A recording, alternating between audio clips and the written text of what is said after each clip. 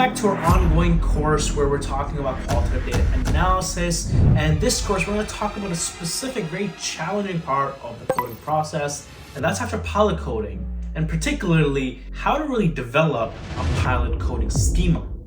So pilot coding, as a reminder, is a preliminary stage where a small portion of your data is coded to test and refine your approach. It's like the rehearsal before the main performance, ensuring that your methods are sound and your understanding of the data is accurate. Let me also remind you why pilot coding is such an essential step in your coding process. Pilot coding allows you to explore the data, explore potential themes, and begin developing coding schema or a framework in a low-stakes, manageable environment, and before you get too deep into the qualitative data. It's an opportunity to experiment with different coding strategies, to really see what combination of coding strategies is more appropriate with your research objectives, and to really uncover any issues or challenges that you're experiencing with your coding approach. The final step of your pilot coding process is the coding schema, and it's a preliminary framework that guides how you categorize and interpret the data throughout the remaining analysis process. It's kind of like a preliminary initial framework. So to develop a pilot coding schema, there are 4 steps. The first is independent coding. Start by having each member of your research team code a small subset of the qualitative data independently. This approach allows diverse perspectives to view the data from the diverse viewpoints. But remember that this stage happens alone and independent.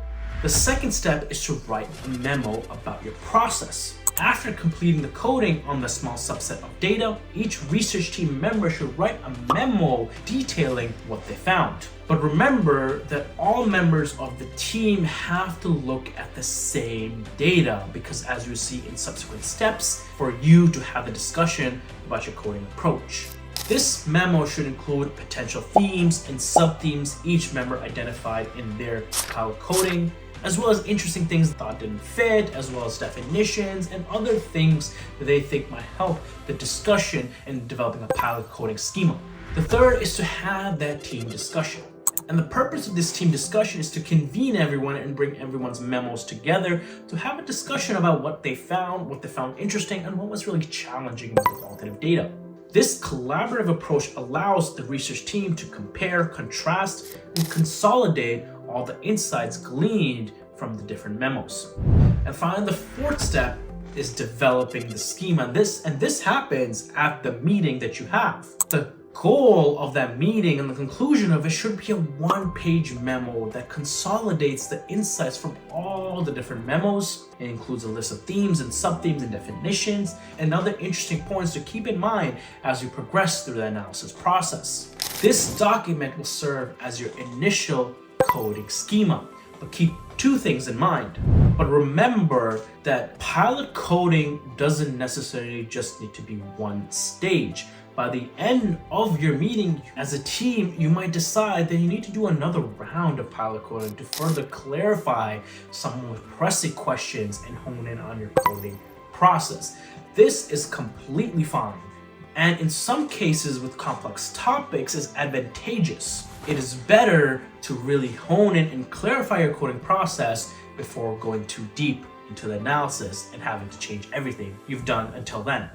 And the second is, remember that refining the schema is a dynamic process. The schema only represents a subset of the data you encountered. Because of this, as you code more data, you'll likely find that some things need to be adjusted, merged, or even discarded. But it's important to stay flexible and open to revising the schema, and regular team meetings after each coding cycle can really help you push this process forward and ensure that your schema at the end of each coding cycle through team discussions accurately represents the data and it is grounded in it.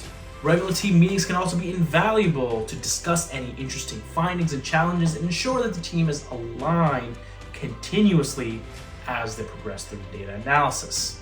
Remember that developing a coding schema from pilot coding is like laying the foundation for a building. It requires careful planning, collaboration, and flexibility.